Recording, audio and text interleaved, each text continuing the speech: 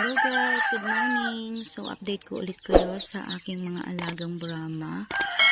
And welcome to my vlog. So ngayon, araw na ito ay Friday. So ngayon 5 na lang yung ating mga alaga kasi namatay na naman ulit tayo ng sisiw. So ito na lang yung mga natira. Ayan. 2 maliit, tas yung 3 malaki. So nakakalungkot naman pag namamatayan ng mga sisiw. Sobrang sensitive nila kaya mahirap siyang buhayin. Sana mabuhay na tong lahat para mapadami naman natin siya. So ngayon, sabi ni Papa may pwede na kaming ibaba na papisa.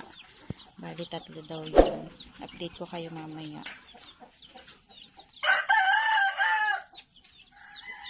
Ibababa na lang namin yan siya.